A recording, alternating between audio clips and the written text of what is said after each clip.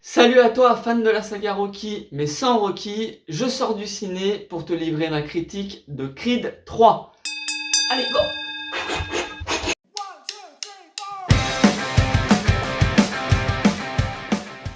Après avoir été sacré champion du monde des poids lourds, Adonis Creed prend une retraite anticipée auprès de sa femme et de sa fille. Mais lorsqu'un ancien ami prénommé Damian vient menacer tout ce qu'il a construit, il n'a d'autre choix que de reprendre les gants, remonter sur le ring et affronter ses erreurs du passé. Ça, c'est pour l'histoire. Mais tu vas me demander, le film, qu'est-ce qu'il vaut? Eh bien, pour ma part, c'est une très très bonne surprise, bien meilleure que le Creed 2, que j'avais trouvé être un peu le réchauffé de Rocky 4 avec Ivan Drago.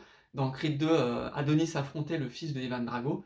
Là, ils prennent le parti pris de couper les ponts complètement avec la saga Rocky. D'ailleurs, le nom de Rocky est cité une fois, ou même pas du tout, je crois. Apollo est cité, mais parce que c'est le père de Adonis. Ça permet à Creed 3 vraiment de se créer une mythologie rien qu'à lui. Sa propre histoire sans avoir de lien affilié avec Rocky. Pas comme certaines sagas dont j'ai fait la critique actuellement et dont tu retrouves la critique ici, faite par un mec talentueux. Donc voilà, il faut lâcher les amarres par rapport à la saga d'origine, il faut que Creed puisse voler de ses propres ailes. Et le fait de créer une mythologie, une histoire propre à Creed 3 et à la saga Creed et pas à la saga Rocky, ça passe par un adversaire. Et cet adversaire, ils ont eu la bonne idée de le lier au passé d'Adonis. Ce n'est pas un ennemi de Rocky, c'est vraiment l'ennemi d'Adonis, c'est vraiment un de ses anciens amis.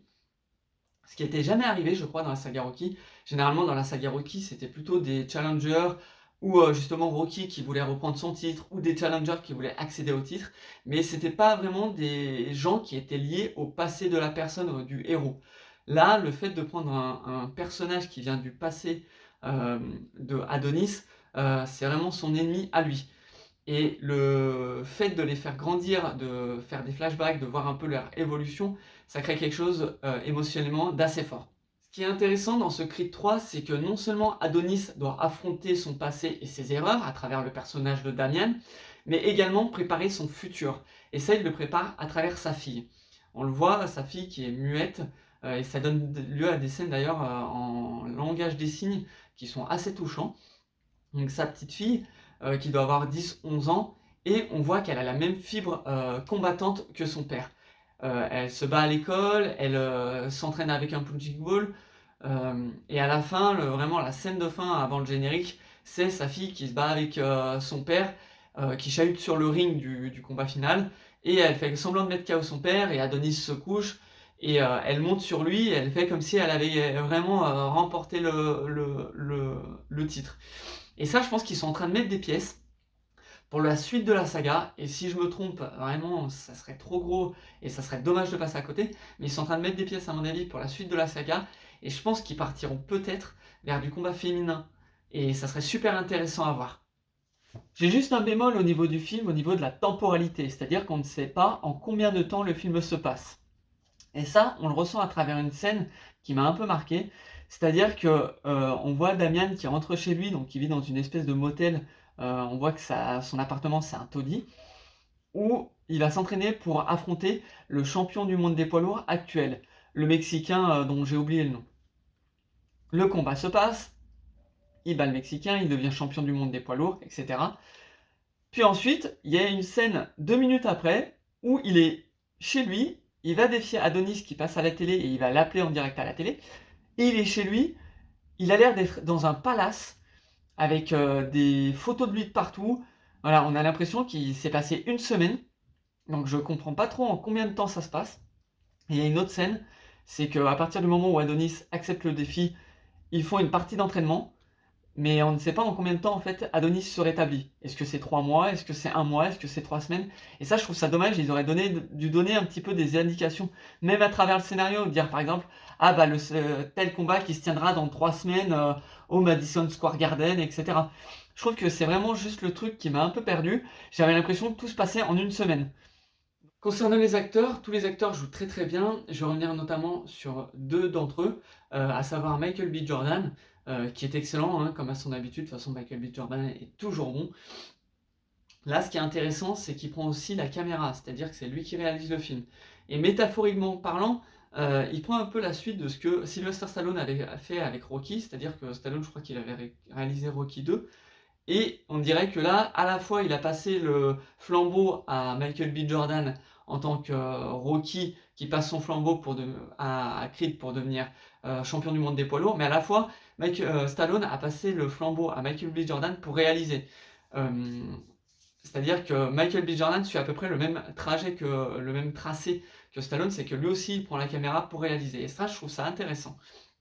Après, en tant que réalisateur, il a apporté des trucs visuels que de mémoire je n'avais pas vu dans un Rocky ou dans un Creed, à savoir quelques ralentis, des ralentis un peu à la Sherlock Holmes de Guy Ritchie avec Robert Downey Jr. C'est-à-dire que quand il y a les combats, des fois il y a des petits ralentis, le personnage en face met un coup de poing, Creed, Adonis se décale, il y a un petit ralenti, et on voit en fait ses yeux pour voir dans sa tête où il va taper, comme s'il avait une réflexion en fait, et il y a un coup au ralenti en fait avec la peau qui se déforme un petit peu. Et ça, j'ai trouvé ça super intéressant, ça m'a vraiment rappelé le Sherlock Holmes de Guy Ritchie. Michael B. Jordan a aussi expliqué qu'il s'était beaucoup inspiré d'animés, de choses comme ça, qu'il avait été biberonné à Dragon Ball Z et à d'autres animés, et ça se sent dans le combat final. Alors le combat final, quand j'ai vu les effets visuels, j'ai fait « Ah ouais, trop bien !» Il y a une scène où, pour les amateurs d'animé, il y a une scène où quand Damian et Adonis sont sur le ring, le stade devient noir et il n'y a que les deux personnages principaux qui sont éclairés. Et ça, dans les animés, quand il y a un gros combat qui se prépare, c'est toujours comme ça.